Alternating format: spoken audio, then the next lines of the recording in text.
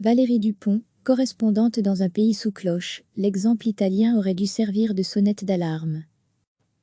Elle est le visage de la RTBF en Italie. Depuis quelques jours, elle raconte un pays complètement à l'arrêt, son pays d'adoption, au destin suspendu à la capacité de ses habitants d'enrayer la propagation d'un virus.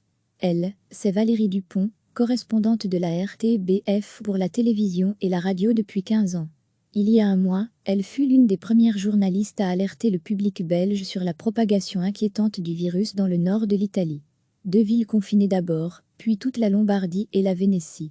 Et désormais, depuis le 9 mars, c'est toute l'Italie qui est en quarantaine. L'Italie donne une image d'elle qui est extraordinaire, le Covid-19.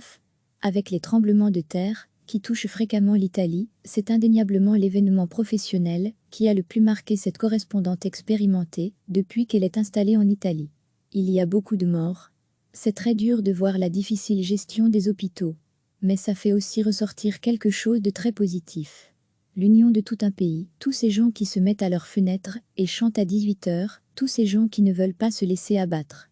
Une grosse semaine après la mise sous cloche du pays, Valérie est positivement surprise de l'attitude des Italiens, très respectueux des règles de confinement. Ce peuple à la réputation indisciplinée s'est mis en tête qu'il fallait absolument le faire pour sauver des vies, celles des personnes âgées. Dans les familles italiennes, le nono et la nonna, c'est fondamental.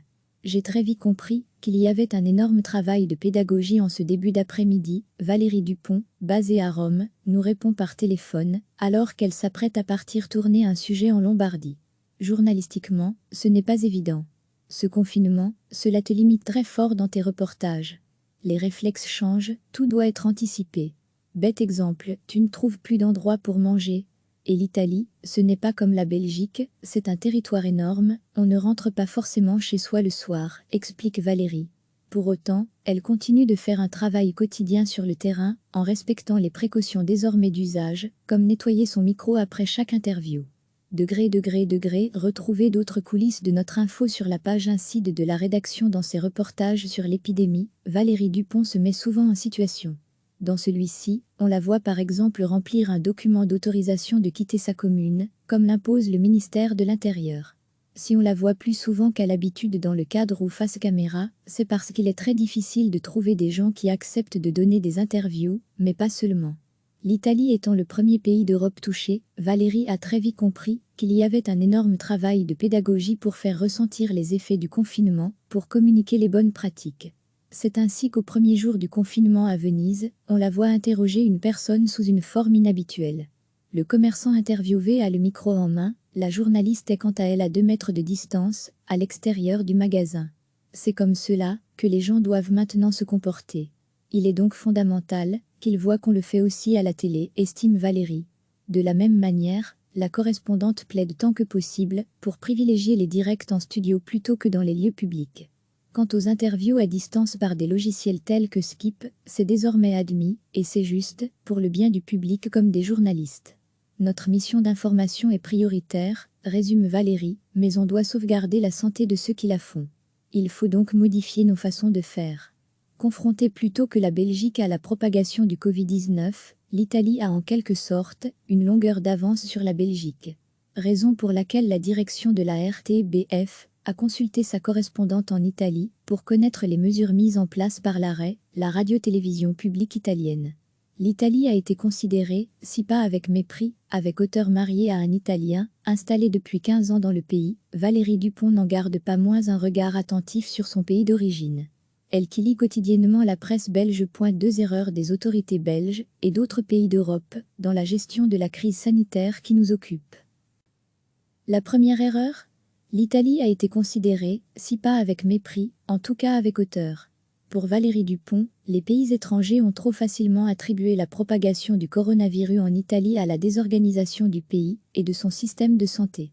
Or, on parlait à ce moment-là de la Lombardie, rappelle Valérie. L'une des plus riches régions d'Europe, aussi riche que la Bavière, avec d'excellents hôpitaux. Comme ses collègues correspondants francophones à Rome, Valérie considère que l'exemple italien aurait dû servir de sonnette d'alarme. Il aurait fallu prendre des mesures plus radicales, plus vite. Et c'est là la deuxième erreur, qu'elle identifie partout en Europe, cette escalade par étapes. On ferme d'abord les restaurants et les bars, puis les magasins. Puis finalement, tout le monde reste chez soi. Une logique de confinement par étapes, qui est la voie suivie en Belgique, notamment dans le but de susciter une plus grande adhésion des citoyens qu'en imposant un confinement total en une seule fois. Mais à la lumière de l'expérience italienne, Valérie Dupont croit beaucoup plus dans les effets d'une quarantaine totale et immédiate. Dans les 2 zones rouges italiennes, celles qui ont été fermées immédiatement et radicalement, il n'y a plus de contamination 15 jours après, glisse-t-elle en guise de conclusion.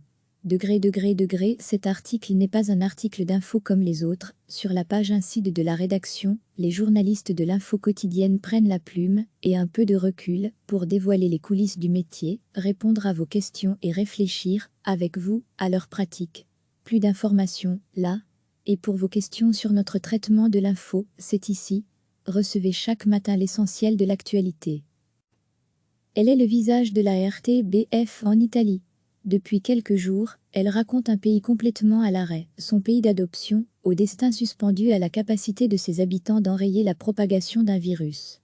Elle, c'est Valérie Dupont, correspondante de la RTBF pour la télévision et la radio depuis 15 ans. Il y a un mois, elle fut l'une des premières journalistes à alerter le public belge sur la propagation inquiétante du virus dans le nord de l'Italie. 2 villes confinées d'abord, puis toute la Lombardie et la Vénétie. Et désormais, depuis le 9 mars, c'est toute l'Italie qui est en quarantaine. L'Italie donne une image d'elle qui est extraordinaire, le Covid-19. Avec les tremblements de terre, qui touchent fréquemment l'Italie, c'est indéniablement l'événement professionnel qui a le plus marqué cette correspondante expérimentée depuis qu'elle est installée en Italie. Il y a beaucoup de morts. C'est très dur de voir la difficile gestion des hôpitaux. Mais ça fait aussi ressortir quelque chose de très positif. L'union de tout un pays, tous ces gens qui se mettent à leurs fenêtres et chantent à 18h, tous ces gens qui ne veulent pas se laisser abattre. Une grosse semaine après la mise sous cloche du pays, Valérie est positivement surprise de l'attitude des Italiens, très respectueux des règles de confinement. Ce peuple à la réputation indisciplinée s'est mis en tête qu'il fallait absolument le faire pour sauver des vies, celles des personnes âgées. Dans les familles italiennes, le nono et la nonna, c'est fondamental. J'ai très vite compris qu'il y avait un énorme travail de pédagogie en ce début d'après-midi. Valérie Dupont, basée à Rome, nous répond par téléphone, alors qu'elle s'apprête à partir tourner un sujet en Lombardie. Journalistiquement, ce n'est pas évident. Ce confinement, cela te limite très fort dans tes reportages. Les réflexes changent, tout doit être anticipé. Bête exemple, tu ne trouves plus d'endroit pour manger. Et l'Italie, ce n'est pas comme la Belgique, c'est un territoire énorme, on ne rentre pas forcément chez soi le soir, explique Valérie. Pour autant, elle continue de faire un travail quotidien sur le terrain, en respectant les précautions désormais d'usage, comme nettoyer son micro après chaque interview. Retrouvez d'autres coulisses de notre info sur la page incide de la rédaction dans ses reportages sur l'épidémie. Valérie Dupont se met souvent en situation. Dans celui-ci, on la voit par exemple remplir un document d'autorisation de quitter sa commune, comme l'impose le ministère de l'Intérieur. Si on la voit plus souvent qu'à l'habitude dans le cadre ou face caméra, c'est parce qu'il est très difficile de trouver des gens qui acceptent de donner des interviews, mais pas seulement. L'Italie étant le premier pays d'Europe touché, Valérie a très vite compris qu'il y avait un énorme travail de pédagogie pour faire ressentir les effets du confinement, pour communiquer les bonnes pratiques. C'est ainsi qu'au premier jour du confinement à Venise, on la voit interroger une personne sous une forme inhabituelle. Le commerçant interviewé a le micro en main, la journaliste est quant à elle à 2 mètres de distance, à l'extérieur du magasin. C'est comme cela que les gens doivent maintenant se comporter. Il est donc fondamental qu'ils voient qu'on le fait aussi à la télé, estime Valérie. De la même manière, la correspondante plaide tant que possible pour privilégier les directs en studio plutôt que dans les lieux publics. Quant aux interviews à distance par des logiciels tels que Skip, c'est désormais admis, et c'est juste, pour le bien du public comme des journalistes. Notre mission d'information est prioritaire, résume Valérie, mais on doit sauvegarder la santé de ceux qui la font. Il faut donc modifier nos façons de faire. Confrontée plutôt que la Belgique à la propagation du Covid-19, l'Italie a en quelque sorte une longueur d'avance sur la Belgique.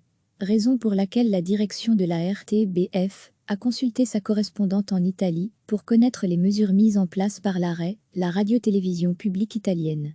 L'Italie a été considérée, si pas avec mépris, avec auteur marié à un Italien, installé depuis 15 ans dans le pays. Valérie Dupont n'en garde pas moins un regard attentif sur son pays d'origine. Elle qui lit quotidiennement la presse belge. Deux erreurs des autorités belges et d'autres pays d'Europe dans la gestion de la crise sanitaire qui nous occupe. La première erreur, l'Italie a été considérée, si pas avec mépris, en tout cas avec hauteur. Pour Valérie Dupont, les pays étrangers ont trop facilement attribué la propagation du coronavirus en Italie à la désorganisation du pays et de son système de santé. Or, on parlait à ce moment-là de la Lombardie, rappelle Valérie. L'une des plus riches régions d'Europe, aussi riche que la Bavière, avec d'excellents hôpitaux. Comme ses collègues correspondants francophones à Rome, Valérie considère que l'exemple italien aurait dû servir de sonnette d'alarme. Il aurait fallu prendre des mesures plus radicales, plus vite. Et c'est là la deuxième erreur, qu'elle identifie partout en Europe, cette escalade par étapes. On ferme d'abord les restaurants et les bars, puis les magasins, puis finalement, tout le monde reste chez soi. Une logique de confinement par étapes, qui est la voie suivie en Belgique, notamment dans le but de susciter une plus grande adhésion des citoyens qu'en imposant un confinement total en une seule fois. Mais à la lumière de l'expérience italienne, Valérie Dupont croit beaucoup plus dans les effets d'une quarantaine totale et immédiate. Dans les deux zones rouges italiennes, celles qui ont été fermées immédiatement et radicalement, il n'y a plus de contamination 15 jours après, glisse-t-elle en guise de conclusion. Cet article n'est pas un article d'info comme les autres. Sur la page incide de la rédaction, les journalistes de l'info quotidienne prennent la plume et un peu de recul pour dévoiler les coulisses du métier, répondre à vos questions et réfléchir, avec vous, à leur pratique. Plus d'informations, là. Et pour vos questions sur notre traitement de l'info, c'est ici. Cliquez sur s'abonner pour recevoir les dernières nouvelles.